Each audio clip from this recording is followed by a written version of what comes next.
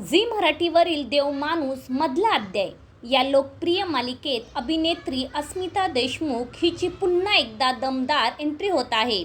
अस्मिता मालिकेत डिंपल ही महत्त्वाची भूमिका साकारताना दिसणार असून तिच्या आगमनामुळे कथानकात नवे ट्विस्ट आणि रहस्य निर्माण होणार आहेत.